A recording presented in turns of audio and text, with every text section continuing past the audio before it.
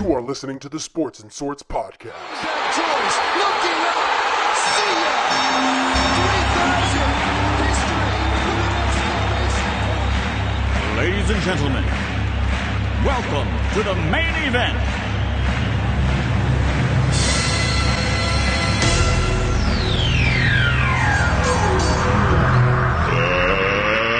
Let's get ready to rumble!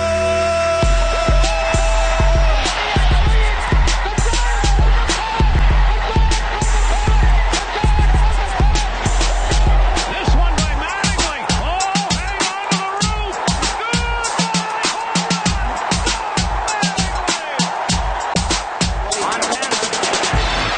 Looking, throwing in the end zone.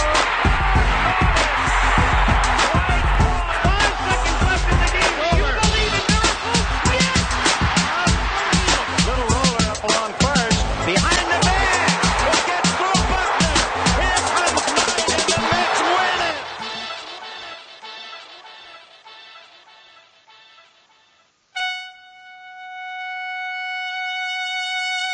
Yes, welcome back to Sports and Source. This is episode 113, and we got a great show today. I am one of your hosts. My name is Shane Moore.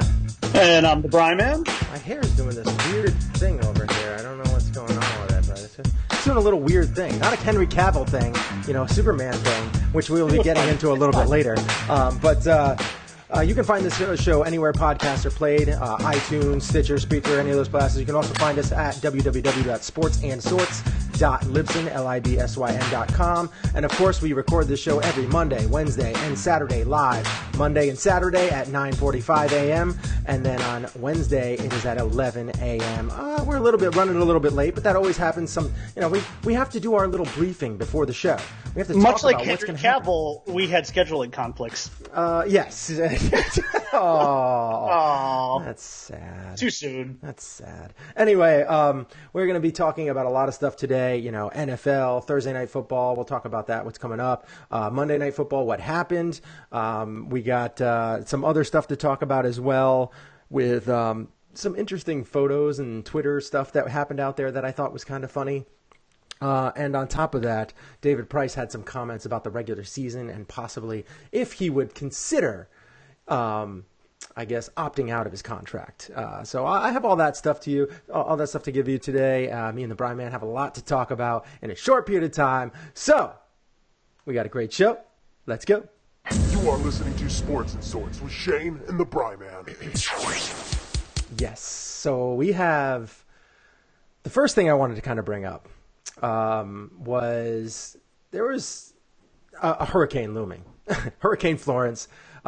We just want to make sure that we hope everybody in the Carolinas, surrounding areas, all that stuff stays safe. A friend of ours, a person who is a contributor to our show, I believe lives in Virginia, right? Is that where Damien lives? Damien's in Virginia. Yeah. This storm it's looking like a huge storm. And no, I want to put the rumors to rest right now. No, this storm is not lifting sharks into the air, a.k.a. Sharknado. It's a crazy enough storm without being Sharknado. So please, just if you are in the midst of this, if you are possibly going to get hit, lock up the house, get out of Dodge, take care of yourself and take care of your family. This is just one of those natural disasters that is coming, it's looming, and it's looking like it's going to hit. So just be careful and take care of your family. And don't be that person who says, I'm going to ride it out. Don't be that guy. There's or that woman that's in the bar owner that's like, I'm just going to ride the storm out. Like, there's no bravery in that. No. It's just stupidity. There's zero bravery involved. Yeah, seriously. Absolutely. You're not brave. You're very dumb. Yeah, just don't ride it out. Yeah. Don't ride it out. Please. What the? Alexa, what's going on here? Oh boy, it's like I took over. Isn't the nun? No, there's some Undertaker stuff right there. Oh my gosh! The gong went off and boom, the lights went out. Okay, it's right. Pretty great. Alexa, turn the office lights up 100%. Ah, there we go. It's bright again. Oh my! Now you're washed out. I know you're Trump white. It's not great. Oh, Oh, he's kind of orange though, isn't he? No, I guess the shirt doesn't help. The shirt probably doesn't help the coloring of my face right now. It was Anyway. it was an off-color racist remark about. So anyway, the other thing I wanted to do is I wanted to wish a happy birthday. I want to give a shout out to my sister-in-law, Auntie Erin, Auntie E. She turned an age today. I don't want to throw that out there because I'm not sure if she really wants it to not be known. So You do not disclose women's ages. That's a thing. Happy birthday, E, and I hope you have an awesome day today. And I hope you get all sorts of cake and stuff shoved in your face because Happy birthday. cake is great. Anyway, so let's move on to some Twitter news that I had stumbled across this morning.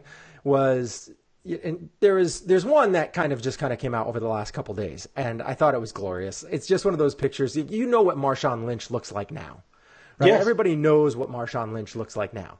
Well, Yes. I am about to post a picture of Marshawn Lynch, what he looked like in high school. It is fantastic. It is. I actually saw it yesterday. Quite the opposite of what you expect of Marshawn Lynch. You know, glasses, nice big smile, clean cut. It is totally not what you expect to see running you over on the football field with this. Basically, Urkel. There he is. There's Urkel. Urkel-esque, yeah. This is a little bit more of a put together Urkel. Yes. A little more of a physical presence. But I don't think his pants are jacked up to his nipples. Is that? Yeah. Is that Marshawn Lynch as Clark Kent? And then on the left, that's him as Superman. I like what you're doing there. I like that. I don't know if that's Superman on the left so much. It might be more like Zod.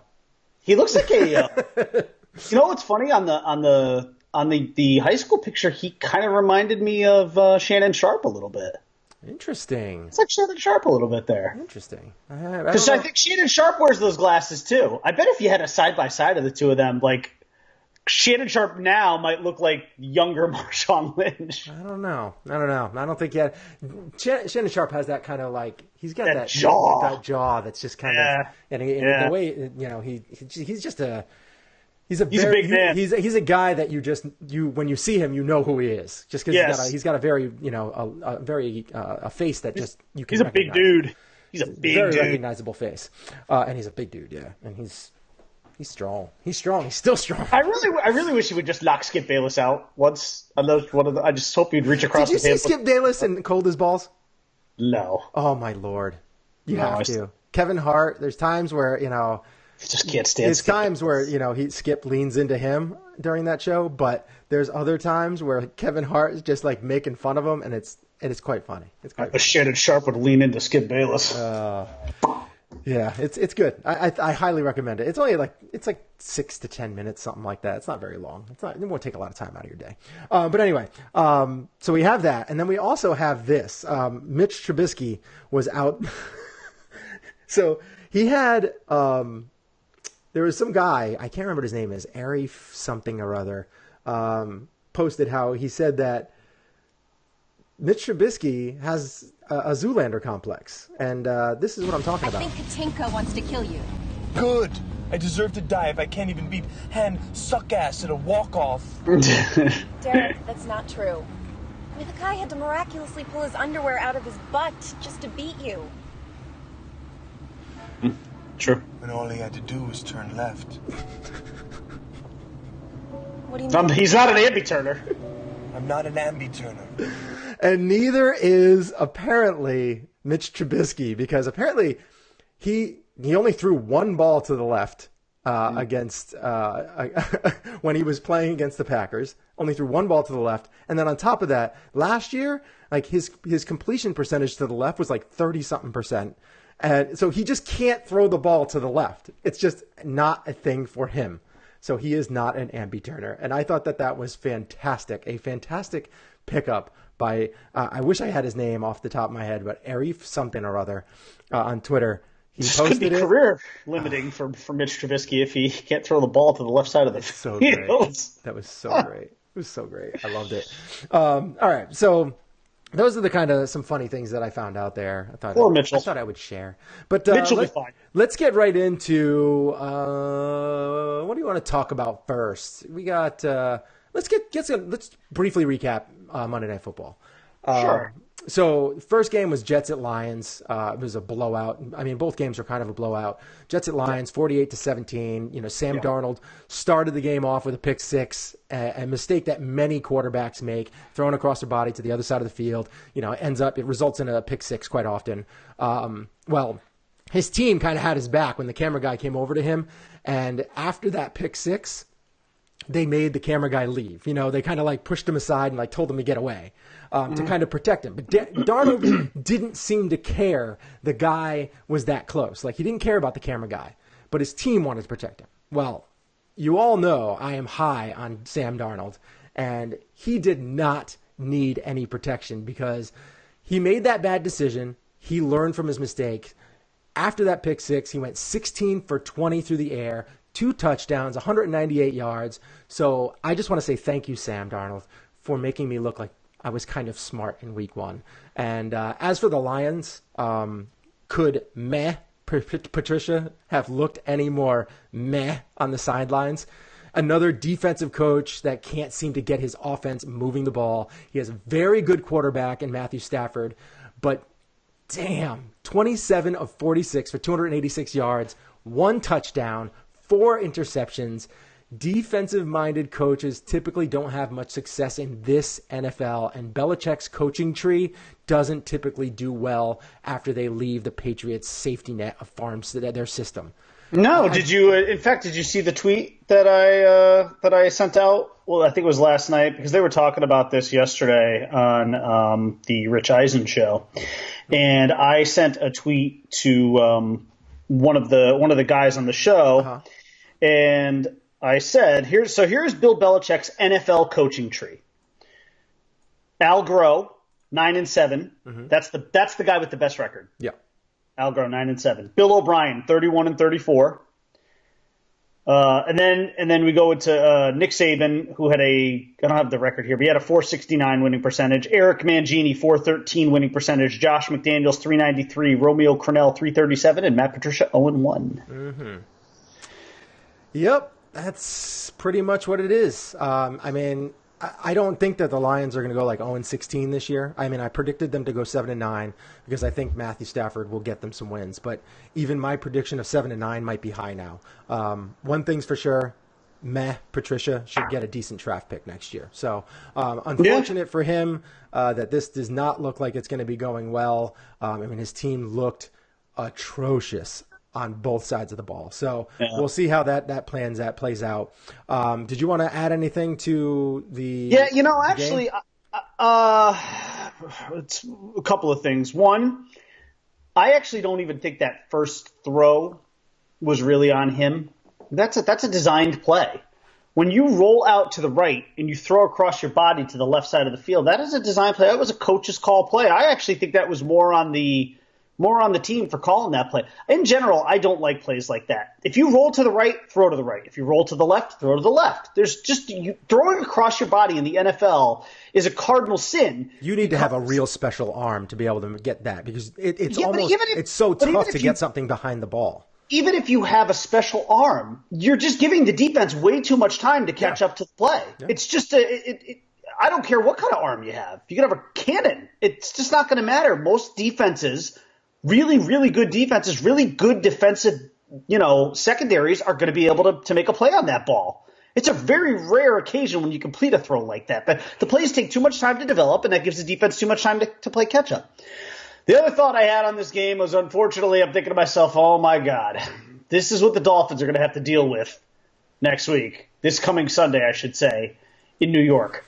They are going to get lit up like a Christmas tree by this Jets team. It's just going to be, look, I try not to get the one mistake we always make, especially as NFL fans, we do it every year. We get way too caught up in week 1 results, right?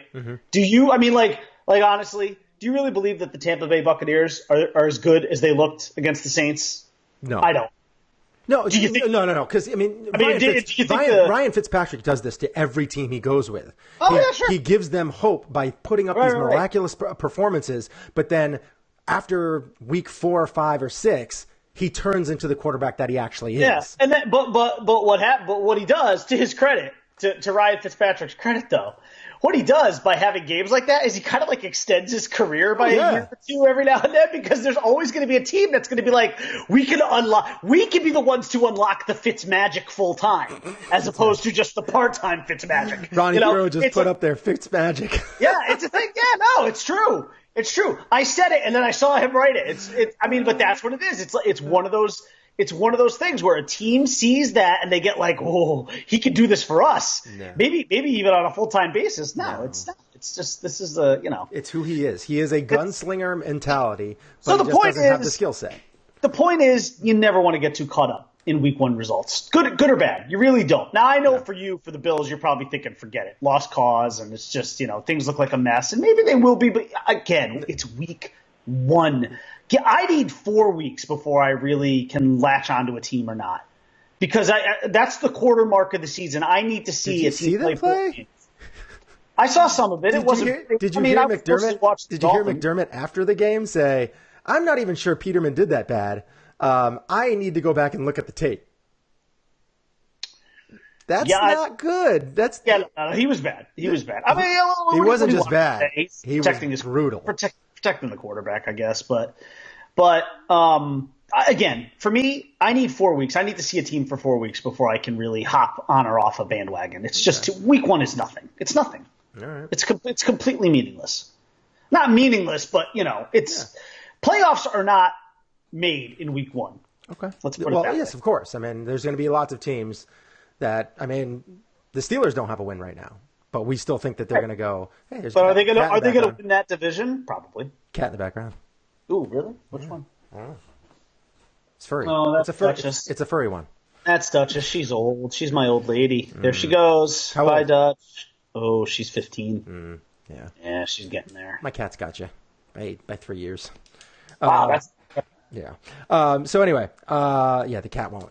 She's like 9 lives. You can literally see like the cats have 9 lives because they are on death's door, and then a week later they're like 100% better.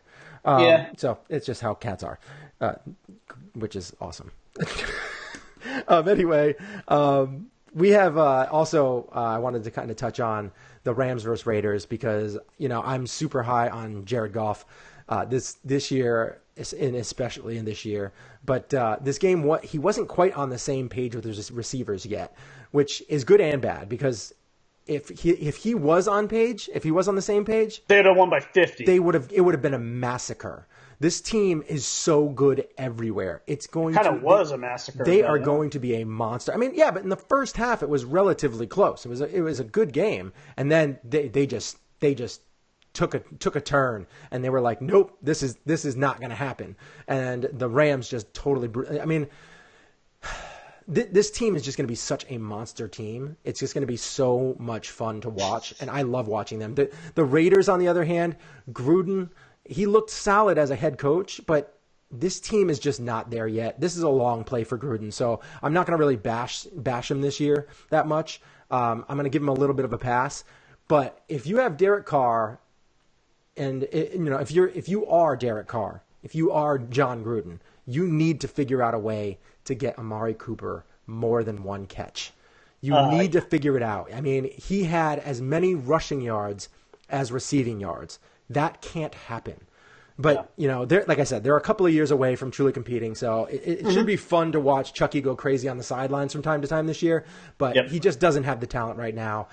He knows it. I think everybody knows it. But, they do have the picks, and hopefully they make some good moves and go forward. They're going to have 2 first-round picks next year and 2 first-round picks the year after that. Yeah, Joe, by the way, Joe Pacino, hang tight. We'll be talking about the Yankees shortly. Yes, yeah. Well, if we have to, the Brian will text you. Don't worry about it. We'll get you in. We'll get you in. As always, Joe Pacino, fire Cashman. That's what he always says. Fire Cashman. That's like him saying hello. That's like him saying hello. Much, yeah. It's not hi. It's fire Cashman. So when he goes up and shakes people's hands, fire Cashman. Fire Cashman. Fire Cashman.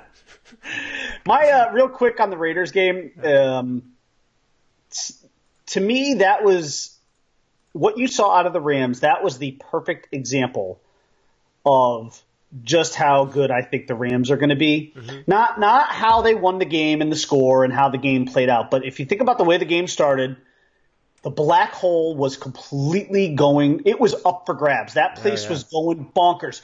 Gruden was out amongst the fans before kickoff, pumping his hands, shaking, high-fiving fans. He was out there. He was getting that place fired up. Derek Carr was vehemently trying to shush the crowd. Yeah. Did you see? I mean, like on that first drive, he was just like, shut up, shut up, shut up. That place was fired up. The Raiders take the ball right down the field, that big 45-yarder to Jared Cook. They punch it in the end zone on that unbelievable Marshawn Lynch run where he just dragged his team and the Rams into the end zone. Yeah. I mean, that was unbelievable. But the Rams – You definitely got the Clark Kent.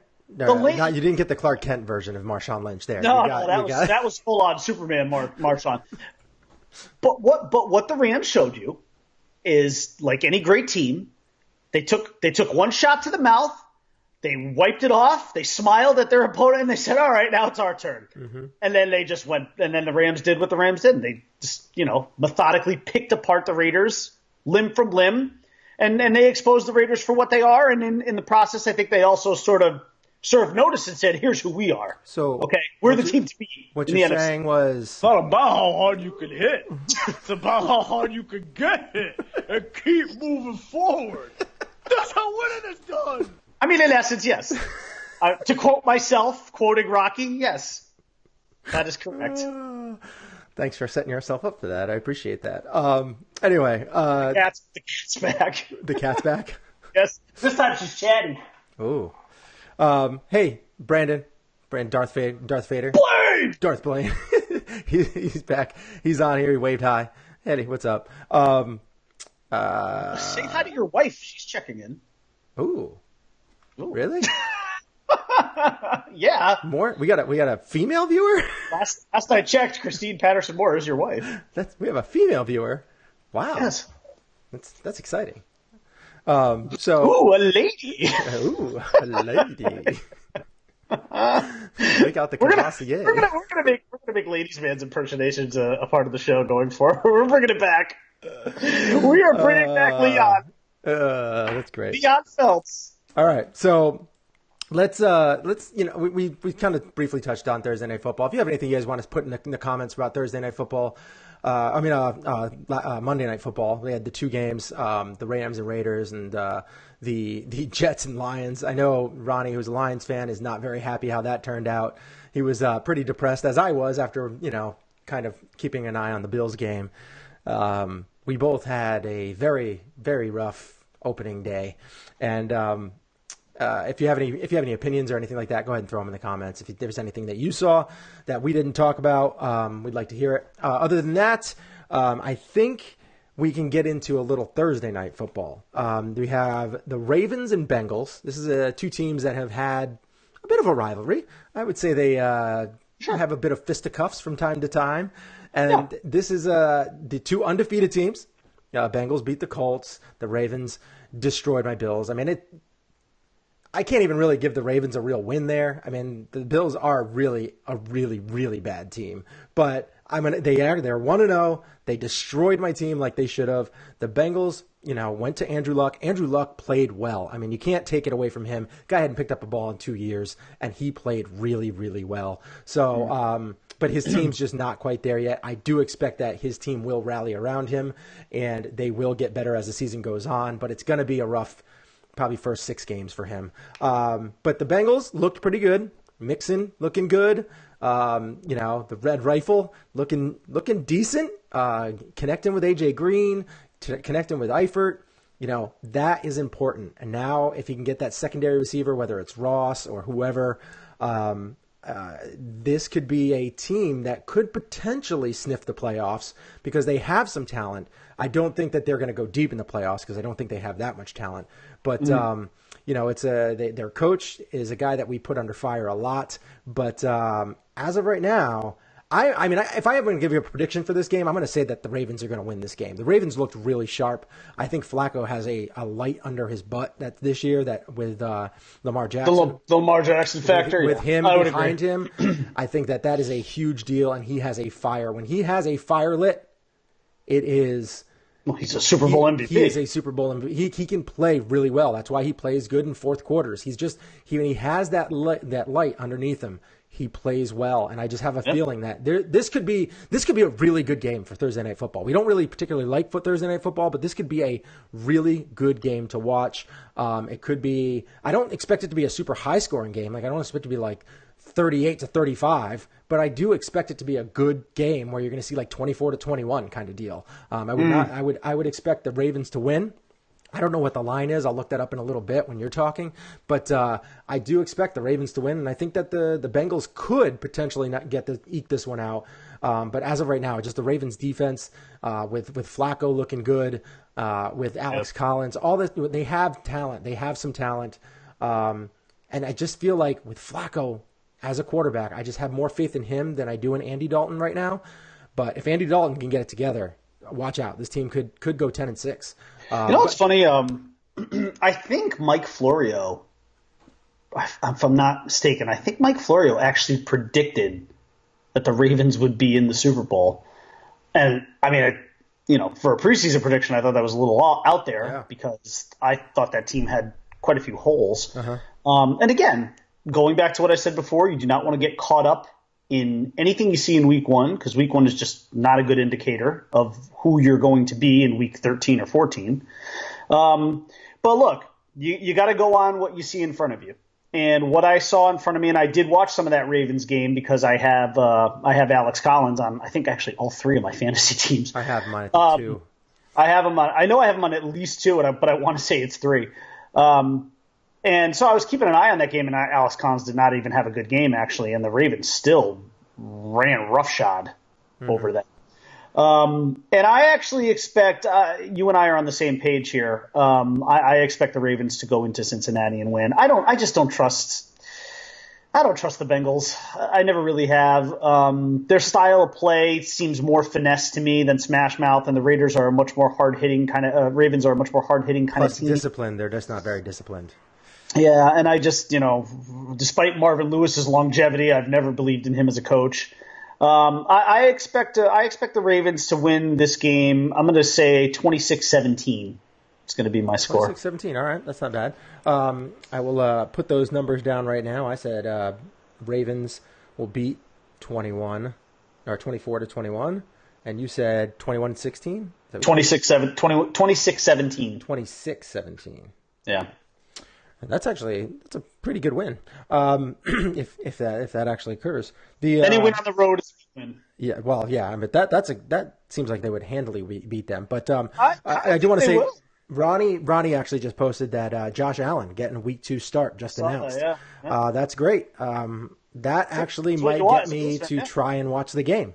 You should watch it. I kind of want to just see what he's got. I know that he played better than Peterman. I think a Rugg could play better than Peterman, but I'll be interested to see how he plays because he's their number 1 pick. He is the guy that they are going to try and grow this team with. So I'm looking forward to see how he does. He's got a good arm. He's built kind of like Matthew Stafford. He's got a big body. He can take hits. It'll be interesting to see how he does because rookie quarterbacks, when they get thrown to the fire like this, doesn't typically play out great. Even Peyton Manning, more interceptions and touchdowns. Like there is growing pains. There's some exciting young quarterbacking going on in the NFL these days now. You've got Allen now getting his start. You've got Sam Darnold. What we saw out of Patrick Mahomes there, and even though Patrick Mahomes technically not a rookie, but what we saw out of him in Week 1 was promising. You gotta like, it's the one thing you have to like about the NFL so far this year is the young quarterbacks. There's, I think you're going to see some real success stories. I think Patrick Mahomes is going to be an absolute beast. Oh, he's got such a cannon. He looks like, but you know what though? I was watching some of that game too, and he looks like he's been playing that position for like 5 years in the NFL. He looks very comfortable. He did. I mean, he didn't complete a high percentage of his passes, but he's young. But he looked, and he's got a great offense. So, he looked comfortable though. Yeah. He looked more comfortable than I thought he would. Yeah. Well, when you got Hunt, Kelsey, and the weapons Hill, are Tyreek Hill. It's just you should be comfortable. Their offense could be nuts. Yeah, you should be comfortable at that point in time. But so that's That's probably pretty much it for our football talk right now. That's great news that Josh Allen's going to be starting week 2 just for me so that I have something to look forward to watch. But I don't know if it's necessarily great for the Bills and what they got going on this season. So I'll have to follow that pretty closely. All right, Joe. Baseball time, Joe. Yes, we're going to get into some baseball. I'll put his comment up here again. Fire Cashman. So the Yankees, Judge finally took some live BP, which is good. That's great news. Still feeling a little bit of pain. My guess is he'll probably be back in probably 2 weeks, maybe 2 weeks. If he's still feeling a little pain, when it comes down to it, you have to play through pain. And I think that they're trying to get him 100% healthy for the playoffs. But you know what? If you have the A's still knocking on your door, you can't lose. You can't lose to the Twins. The Twins are not that good of a team. You can't do that. So I have a feeling they're going to probably rush him back a little bit sooner than later, particularly if this gets even closer. But, those A's, for some reason, I don't know why, they are not that good. They lost Manaea for the season. He's done. That didn't seem to stop them. For some reason, they are just figuring out a way to win. No, they're also playing Baltimore right now, too. So, that's going to help them. But if you look at the teams on paper, now granted, the A's have a great bullpen. But if you look at the teams on paper, it's not like the A's are throwing out all-stars. Jed Lowry made an all-star team, but, the guy's on and off the DL more than anybody. I don't understand it. This team I can't figure out. I just do not get it. Sometimes baseball teams just have an it factor. Sometimes the stats just don't explain everything. The numbers don't always tell the truth. Their schedule is helping them. But again, though, see, this is the thing that drives me nuts, though, about teams like the Yankees is I know that the Yankees have actually. I know if you looked at their overall record against sub 500 teams, I actually think it's a very good record. Yep. But yet, it doesn't feel that way.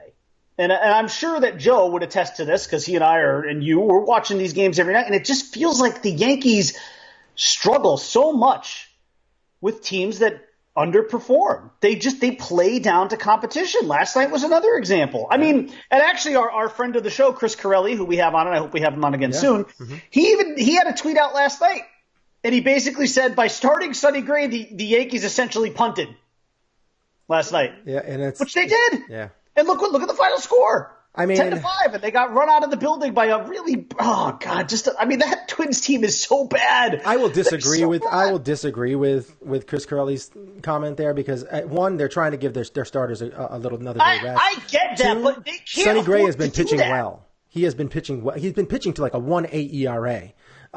Over the last, several games, over the last couple of weeks, he's been pitching very well. They thought that maybe he could turn that in. But did you feel comfortable? I didn't feel remotely comfortable with him start. I didn't. I picked him up. I picked him up in one of my fantasy lineups. As soon as I heard he was getting the spot start, I'm like, that's a loss. He just can't. He can't do it.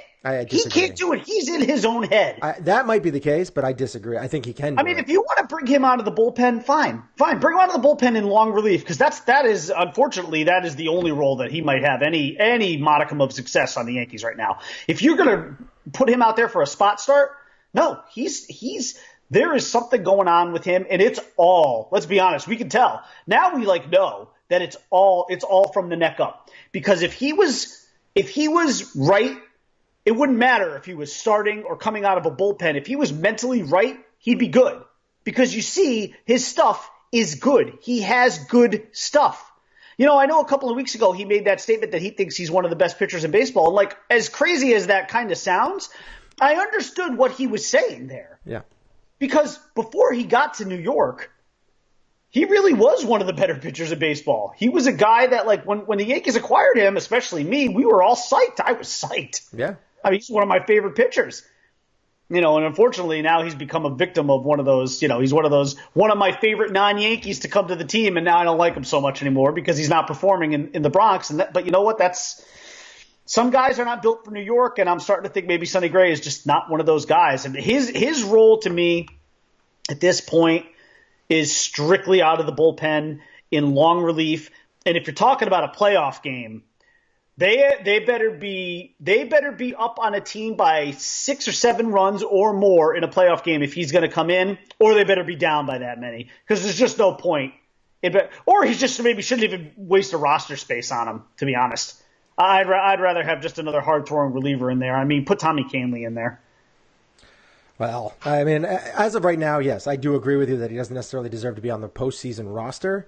But as far as being able to pitch in the big leagues, I would keep throwing him out there when I can. He can pitch in the big leagues, but I just don't think he can pitch for the Yankees. Yeah, but I think you got to keep throwing him out there occasionally to see if he can correct it, because he's actually corrected it out of the bullpen. But we're past that point of the season now. It's late. It's mid-September, and but this you team still need arms. What are you going to do? Fighting. You're going to throw Sessa out there? No, put Loizaga in there. Yeah, he's not that much better. Put Johnny Lasagna in there. He can't be that much worse. I don't know. I mean, you know what though? They're just they are approaching the end of this season like they have the luxury of padding in the standings, in the wild card standings, and they do not. Right. They don't even remotely have that luxury. So you can't be, skipping starts and giving guys blow. You got to look. You're fighting for home. We all know at this point they're going to be in that wild card game. The question is now, where's it going to be? Is it going to be in Oakland? It's getting closer and closer to Oakland. And every day we're starting to. I'm move definitely not going to the wild card game if it's in Oakland. Well, you know what? And me and these guys too. We were texting about it. Like, we have no interest in going to that game, even if it's in New York. I do. I still have an interest. Because I just don't. This team bothers me. Maybe they need Judge back. Maybe they need that guy back who we know is the face of baseball. Quiet, cat. We need Aaron Judge, but maybe that's it. They just need Aaron Judge back on the team to make you feel like they're whole again, to make you feel better about them as a team, because right now they're just so unlikable. It's hard. Even the cat agrees with me. That's an unlikable team right now. I don't know. I can't. I don't even want to spend the $70 or $80 it'll cost just for the ticket, then $30 for parking, $10 for a crappy beer. And and then a miserable ride home after Chris Davis and give me someone on that team. Exactly. Yeah. Jed Lowry, Chapman, Jed Lowry, Olsen. and Olsen and those the band of misfit toys there. Win 6-3. Jonathan Lucroy and who's that other guy with the Posneski or whatever? I don't remember. Their whole team is just, oh God. Clint posts, blah blah blah, Yankees. Pretty much. We already talked about the Bills a little bit. We talked about how Josh Allen was announced as getting Week 2 start. So that's as a fellow Bills fan, that we have something to look forward to, I guess. All right. So on the other side, I mean, the Yankees. They have been just scuffling since the All-Star break. It's just not been going well. It could be an Aaron Judge effect. We don't know. We'll see when he comes back. I don't know how good he's going to be when he comes back. It's going to be very interesting to see how it all plays out. I have a feeling. I want to just say one other thing. This team is kind of running out of excuses, though, as to why they are still playing such lackluster ball. Because most of the team, everyone's back pretty much except for Judge and Chapman. Yeah. Kahnle's not pitching like he used to, though. I mean, there's some things that are out there, but those are things you have to overcome if you want to. Like, I mean, the Red Sox went into the season figuring Dustin Pedroia was going to be our second baseman. Well, he's out for the whole year, but they didn't even miss him. Chris Sale missed a month. And I've said this. I've said this on the show. I said it last night via text. Here's the thing with the Yankees. This is the primary difference between the Yankees and the Red Sox, because roster-wise, I don't know that the Red Sox roster on paper is that much better than the Yankees. But the Red Sox have that special it factor where and last night was such a perfect example of both on both sides. The Yankees got punched in the mouth in the third inning last night, and they never got off the mat. The Red Sox were down 2-0 in the seventh. They got punched in the mouth early on. They got right up, and they went right back. And then they turned not only did the Red Sox win, they turned it into a laugher. That is the biggest difference. That is the primary difference between these two teams right now. One team has a glass jaw, and the other one never quits. They never give up. And unfortunately, the team that never gives up is Boston, because the Yankees, they take that punch in the mouth, and they're down for the count. And that sucks. I mean, that's not who they were last year. That's why we loved them last year, because they were young and upstart and they had no quit in them. And now they've got, I don't know, this almost reminds me of the A-Rod days again. It's just, like on paper, they'll be like 30 games over 500, but I don't know. All right. Well, you know what we're going to do? We'll be right back in 1 minute. We're just going to play our commercial real quick, and then we'll come back. And Clint actually put hashtag dirty water in Boston. We are going to be talking about Boston a little bit right when we get back after this quick commercial that my brother shot for us about a year ago now. It's got to be about a year old. But he shot this commercial and made it for us, and he's actually in the process of making a couple more. So we'll be right back after this. Cavill's drop deep to left field. Going back towards, looking up. See ya.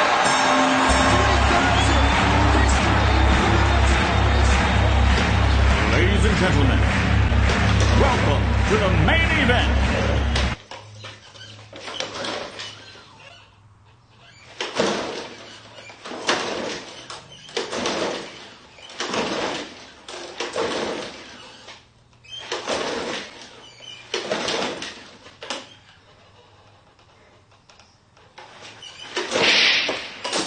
Sports and Sorts with Shane and the Bryman. 75% sports and 25% sorts.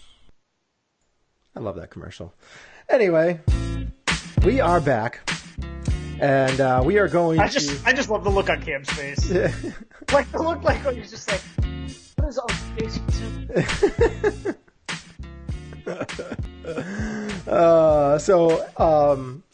We got a little Red Sox to talk about now. We're going to talk about the little comments that they obviously clinched. They're in the playoffs, guaranteed. There's a month left, basically, this season. Not really, but there's like 2.5 to 3 weeks left of the season. They are already in the playoffs, first team to clinch, and it'll be interesting to see how they play the rest of the season. How, like, if they're going to try and rest some guys, get healthy. I don't know how they're going to do that. I would imagine, that's an interesting thing because they've not only clinched a playoff spot so quickly, they're going to clinch the division probably next week. Yeah. And at that point, you sort of have to wonder, like, do we rest guys? Because they run the risk of resting guys for way too long, and then you got the rust factor. Yeah. What I would imagine they would do is probably just play, half the roster on one day, half the roster the next, and just kind of keep alternating. That way you keep guys, like, you don't have anybody sitting for like 4 or 5 games. You got them playing like every other game. Yeah. And then the rest of the time you're playing kids. But then the other question is, do the Red Sox want to chase any history here in terms of trying to, get well over 100 wins? I'm not sure where they are now in terms of being able to I don't think they can catch like the 98 Yankees in terms of regular season wins or anything like that. So, that's different. I don't think so, though. I think they'll be much smarter about this. They know what the end goal is. There's only one outcome that's acceptable if you're Boston. So you got to do anything to preserve that. Yeah, and as far as their team goes, I am very interested because this is Joey Cora's first time. Or it's Joey Cora, right? Joey? Yeah, Joey Cora? Alex? No, it's Alex? I can't remember which Cora it is off the top of my head right now. It's one of the Cora brothers. Or I don't even know if they're brothers. Pretty sure it's Alex. But Cora is it'll be interesting to see how it does because it's first-time manager in the big leagues, and I would like to see how they do, how they do that. Clint says they need to fix the pitching. I'm assuming he means their bullpen. Their bullpen is kind of their weak link. That could show its face in the playoffs, but I think with the rest that they've given Sale, David Price has kind of turned the corner a little bit so far as in the regular season goes. Porcello's been pitching better. I wouldn't say he's been pitching that much better of late, but this season he's pitched pretty well. They have Eduardo Rodriguez. He's been phenomenal, but it's one of those situations that I just would like to see how he handles it because he's an ex-player. I would like to see how he does it. So. Damian has said, and he's right. If there is a fatal flaw for this team, it's the bullpen. Yeah, they're gonna. But I think the Red Sox, though, with their starting pitching, will get them through 5 or 6 innings with minimal damage. I expect their offense in the playoffs to regularly be able to put up 4 to 6 runs on a regular basis against almost any team. Yeah. And then, what you have to hope for is that your bullpen doesn't have to do that much heavy lifting to get it done. But yeah, I mean, I agree with Damian. I think that's the one area where if you're a Red Sox fan that you have even any remote concern.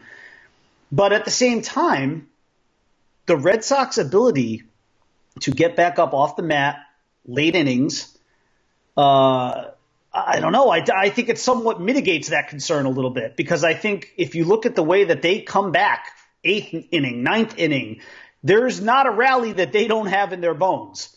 So if I'm a Red Sox fan, I'm concerned about it, but I really don't think it's enough to prevent them from winning it all. I really don't. But not to mention the fact that the Red Sox just have that feel, that it factor that you want in a champion. And as much as you and I both hate to admit it, it's undeniable. I mean, we've seen it all year. Yeah, it's been rough, but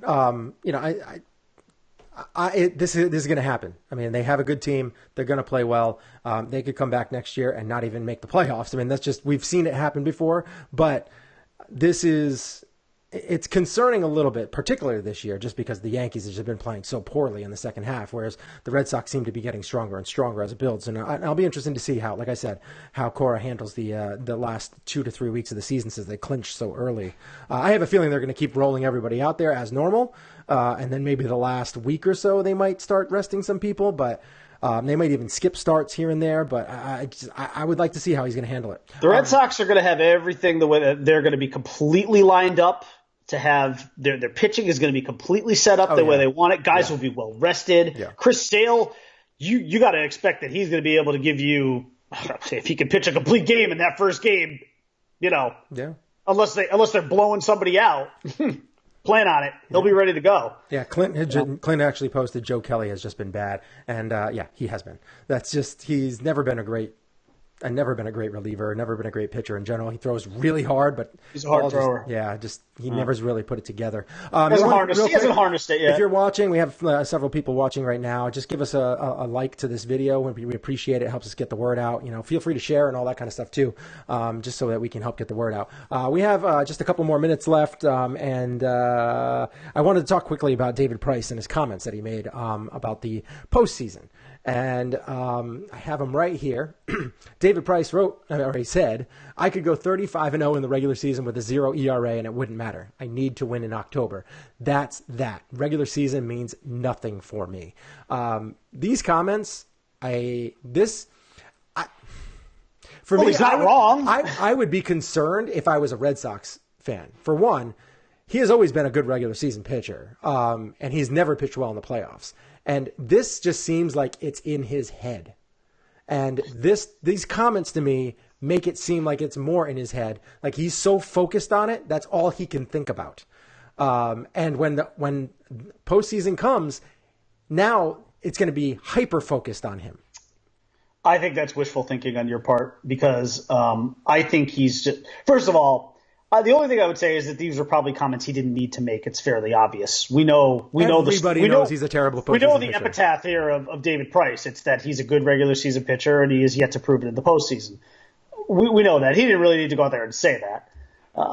But maybe in a way he's doing this to, in a strange way, put pressure on himself to see if he can rise to the occasion. Again, I don't think he needs to do that either, because let's be honest, when he takes the ball in game 2 or game 3 of whatever series, the pressure's going to be there regardless of whether he's trying to put it on himself and fabricate it or not. Mm-hmm. But here's the thing, though. He's also not wrong. Everything he's saying is 100% factual. I mean, he put on his Captain Obvious hat and went to town. We know we know the David Price story here. So I don't really know that he shed any new light on the subject, but maybe this is also him trying to take accountability for it and say, and sort of let Bostonians know, look, I know that this has sort of been your plight with me, but I'm going to step it up this year because I have no other choice but to. And maybe that's it. I think if he does pitch really well, and this other comment that he had made, I don't know if it was recently or when he did it, but he also wrote on opting out of his 7-year contract this winter. David Price told, I think it was Mass Live Sports, why would I leave to go to a team that's not as good as this team? I came here to win. mean, I don't worry about all the other stuff. We're going to have a really good chance to do that. Now, this is a bunch of bull because I guarantee if he does pitch the way he wants to pitch in the postseason, he will opt out because he will be able to make more money.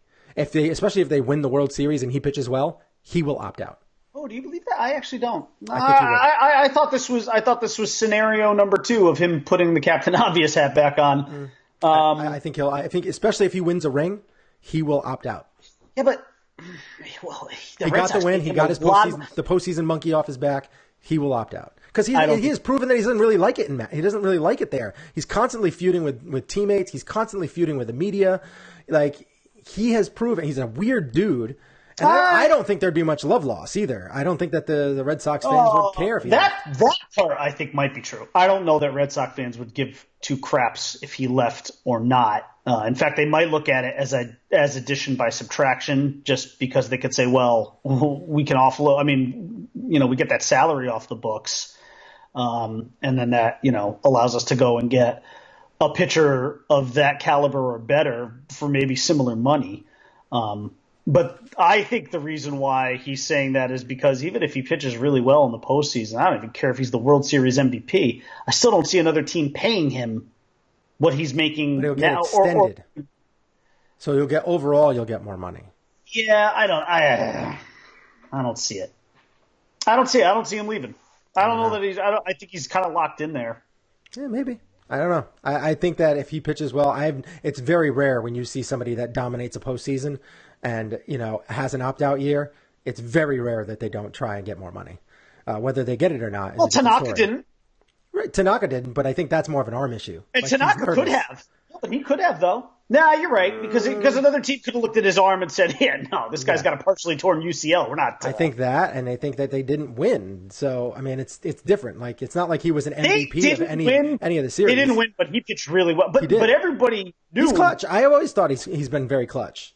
So I wasn't surprised to see that. I love the guy. I think he's a great pitcher.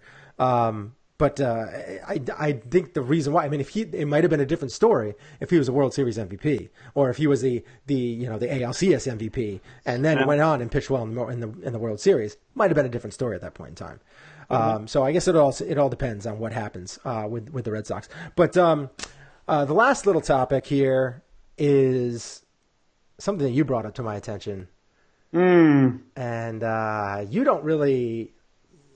weren't really psyched to hear this news. No, I was sad. I was saddened by this. Yeah, I'll put this here. Things that don't warm the Brian Man's heart. Yes. This would be the opposite segment.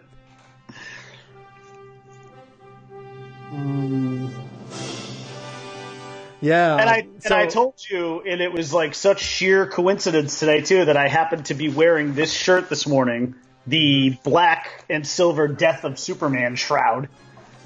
Yeah, and that was before, and it was total coincidence because I had no idea about this until this was only announced a little over an hour ago. So, and this is just so people know. This is. Where do you think you're going? Yes, now we're in the sorts. Of course, I'm going to sort it out. And that's because Superman. Henry Cavill is planning on leaving. The Death of Superman. Yes, he's planning on leaving the role of Superman. He is leaving the DC Extended Universe. And then you went and you sent me some pictures. I did. Not of yourself, because that'd be weird. See, I'm not even allowing myself to mourn the death because I'm going into my way too early predictions on who should be the next Man of Steel. Yeah, and your predictions were, you basically just... This is less of a prediction and more of a hope. Yeah, Matt Bomer. A guy I like, he was on a TV show that I watched, which I'm drawing a blank on right now. White Collar. White Collar. I loved that show. My wife's one of her favorite shows. It was so fun. I actually watched. I had binge watched it all on Netflix recently, and because I had never watched it. Well, they had posted that Henry Cavill's going to be leaving the role, and then images started flying around out there. Tons of images. Now, and we had both admitted that he's probably not in the shape to be able to play this role. He's not big enough. But Matt Bomer. But the look. Born to play Superman. He needs to get a little thicker. He's got the hair. That's the thing. That hair. hair, the jaw, the face, the jawline. Yeah. He's perfect. I mean, he's got it. But the only issue is he's not that big. He looks. You know what he looks like he could play really well? He looks like he could play like Nightwing. Yeah, like he's got that perfect body for like Nightwing or something like that. So that's rumors are flying out there. You're not the only one thinking it, because obviously people are making these pictures already. You know what though? I think love the guy. I love the guy. He's a good actor. He's a very good actor. He's been in roles, like I said, White Collar. He was in one of my favorite shows, Chuck, too. That show, Chuck. He was one of the original spies. If he was 10 years younger, I would almost guarantee that he would get the role. I'd almost guarantee it. He's such a fitness freak, though. I could see him doing it. Yeah, I know, maybe, and I guess when you look at his face too, he doesn't look old. Right. I mean, he doesn't actually look like a guy who's 41, because he's going to be 41, I think, in October. He's got a bit of a baby face, yeah. Yeah, and maybe maybe that could work. But if you're planning on your next Superman to be a franchise Superman for 3, 4, maybe even more films, you need a younger guy, because you're not going to crank these movies out. You're not cranking 5 movies out over the course of 5 years. No. So. Well, maybe he's an old Superman in the last one. But that doesn't really fit the narrative, does it, though? Superman not really aging, so. Hey, he did, he did a little bit. At least with Batman, he's human, so, and that's. But I actually think that this was less about Henry Cavill wanting to exit and more about the DC Extended Universe just saying, okay, we basically had disasters here across the board. Yeah, I think that's the biggest narrative. Man of Steel didn't live up to the expectations. Yeah. Batman vs. Superman was bad. Justice League, some people think, was even worse. And we need to just go back to the drawing board here. Batman and Superman have some positive reviews out there, but Justice League people thought was terrible. I thought Batman vs. Superman was good. I did not care for Justice League very much. I liked Batman vs. Superman, especially the extended cut with where all the gaps are filled in. Yeah. Justice League, I enjoyed it, but I could very easily admit on the surface it just wasn't a good film. It had a lot of issues. So many issues. So many holes. I mean, I don't even know. Like, they talk about this Zack Snyder cut that exists that they wanted to get released. I don't even know that it would help that much. Yeah. I mean, maybe just leave it alone, because at this point, what's the point too? Now you're basically just scrapping the universe in its entirety. You might as well just let it go and rebuild completely and try and do it in the Marvel mold. Copy that formula, because whatever they do over there I don't want to see that. You got to do something different. You can't do the same thing, because that I think is getting old. But I mean, the way, and this is, when we had my friend Marty Lang on the show, and he talked about the things that Marvel did right in terms of building up. The problem with DC is they went in reverse. They put the cart before the horse. They tried to put the team stories together. Yeah, they were trying to do something different, before doing the individual ones. But that's just not natural chronology. You got to start with the individual characters so that people get invested in them and have a reason to like them. And then you build up to the team-up movies. Then you build up to Justice League. Give me The Flash. Give me Aquaman. Give me Wonder Woman. Give me Batman. Give me Superman. Give me Cyborg. Then give me Justice League. I think they did a really good job of building up Batman, Superman, and Wonder Woman. They did a really good job of that. And then they just faltered. It was the storytelling. And then was a horrible storytelling. The other issue too that Marty brought up was, from the beginning, DC never had one face, one guy, one woman in charge of the entire universe. There were always these different people, different directors, different people being brought in. It was never one guy. Whereas we know that Marvel has Kevin Feige, right? Yeah. Mm-hmm. So. And when you have one person, you're going to have consistency in terms of storylines, in terms of how movies are put together. Yep. And that's one thing that just DC was never able to do. They never established that right off the beginning, and so it made everything very choppy. they've just dropped the ball on a lot of different things, and I think that this is kind of them. They're gonna almost reboot the series. Yes. Oh yeah. Except for Wonder Woman. Wonder Woman's their most successful. There's no reason to. It'll be interesting how they handle Batman and Superman going forward, because it doesn't look like Ben Affleck's going to really do much, and now you have Henry Cavill leaving. They're going to have to bring in 2 new characters. Yeah. And I'd like to see I can't wait to see who they pick or how they're going to go for it. But as far as Marvel and their way of telling stories and stuff like that, they did the same exact thing with the Star Wars franchise, and look at what happened. Han Solo. It kind of flopped. It flopped, but for why, I don't understand. I still think that had to do with timing, because I still think that was a really good movie. I really enjoyed that movie. I still haven't seen it. Still haven't seen it because of timing. I had zero. Why? What's the timing? Because it came out in May, and they should have just kept going with their Christmas releases. That was. Who cares? Well, they put it up against Avengers. Yeah. And they put it up against Deadpool. Yeah. Stay away from that. Like that was Disney shooting themselves in the foot there, especially with running Avengers and Star Wars right next to it, so close to that. Why not? And besides, you had been putting out movies every December. Star Wars fans were getting used to that. It was actually a very cool thing. It really actually sort of made the holiday season even like a little bit more enjoyable, because they were releasing a Star Wars movie like every year around Christmas time, and it was great. And I think they really screwed that up. I think Clint's not wrong. You're not wrong, Clint. The only movie that matters is Jaws.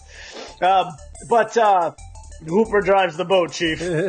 But I will say that I think I really truly believe that if Solo had come out in December, it would have been a very different story. I doubt it. I think that movie would have made half a billion or more.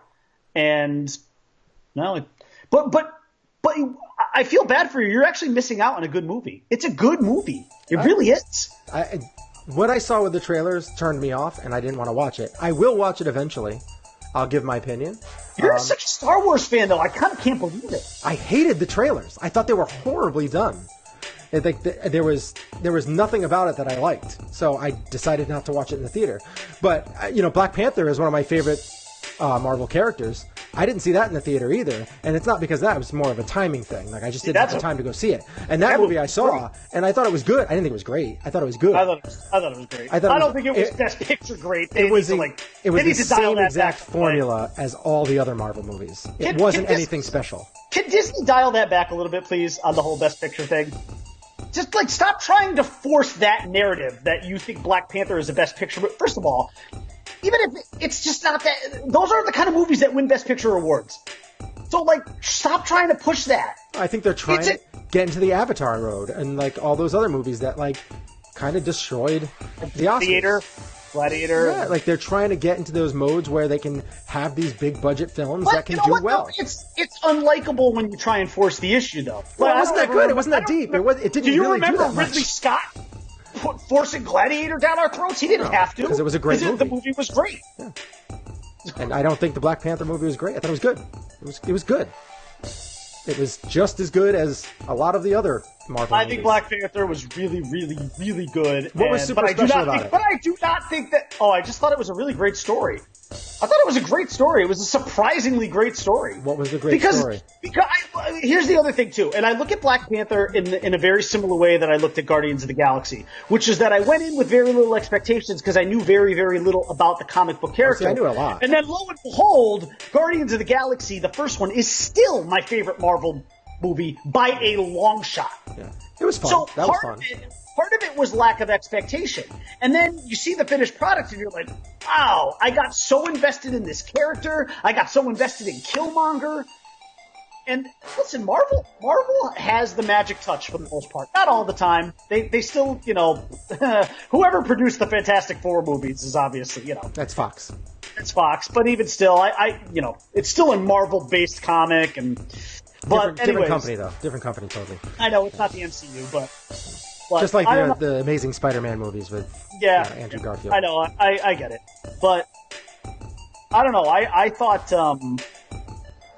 thought Black Panther was phenomenal. And it was good. But I don't think it deserves Best Picture. Did not move me. Not any way those other, a lot of the other Best Pictures do. Anyway, this is wrapping up the show. We have about 30 seconds left. You can find the show anywhere podcasts are played. For the audio-only version, you can find us on YouTube. You type in Sports and Sorts, and I'm sure you'll come across our YouTube channel. Please go there and subscribe to us. We really appreciate it. Find us on Facebook every Monday, Wednesday, Friday. We're going to be doing fantasy football in 15 minutes live tonight. Monday, Wednesday, Saturday, not Friday. What did I say? Oh, I said Friday? Saturday. Yeah, sorry. Monday, Wednesday. I got in the whole, Monday, Wednesday, Friday thing. Monday, Wednesday, Saturday. Monday, 9:45. Wednesday, 11. Saturday, 9:45. We do each show for about 45 minutes to an hour. And then tonight, we have Callahan's back. We didn't do it this morning. Callahan's is very busy. Got a lot of balls up in the air right now. But he's going to make an attempt to do it tonight live. We're going to have fantasy football in 15 minutes, probably around 8:30 p.m. So if you are all about fantasy football, tune in. He will try and answer your questions. You can follow him on Twitter at Callahan's, and you can check him out there and answer. Throw him some questions there. He'll probably, if he has the time, he will try and answer them. But on the show, we are going to be fielding as many questions as possible. He's going to give you his favorite waiver picks. He's also going to be giving you his favorite beer for this coming week. The Woo! Beer. And he is a beer aficionado, as the Brian will say. The beer selection is back. Not that I don't enjoy his fantasy advice, but actually his beer picks are probably. You had a couple of questions for him last year on the show. I did. Yeah. I try to ask him stuff that's not related to our league because I don't expect him to give me an honest answer. So I'll. What are you trying to say? He's not truthful? No. But he's competitive. He wants to win this league. If he wins this year, he'd be the only 3-time champion in this league. So. This isn't a homer pick or anything, but Eli Manning, big stock up. Yeah, he said that last year. Turns out it was a homer pick. That one kind of bit. That one kind of bit him a little bit. That was what Tim got wrong. Yes, yeah. Ready? What Tim got wrong. All right, thanks for listening. We'll be back again on Saturday, and I will be back tonight with Tim Callahan's to do fantasy football in 15 minutes. Hope to see you there. But Saturday, 9:45 a.m., we're going to be live. We're going to be talking about Sunday football. We'll be recapping probably Thursday football. Whatever Yankees and Red Sox stuff is going on, we'll be talking about that. If you want to email us, shaneandthebrieman@gmail.com, and we will get whatever you have. If you can't watch the show live, we'll try and get it on for you. And then you can find us anywhere podcasts are played. Just type in sports. Talk to you Saturday morning, all. Stay classy, Planet Globe. Peace out. Bye. Next. Perfect. You can find Sports and Sorts with Shane and the Bryman on iTunes or www.sportsandsorts.libsyn.com.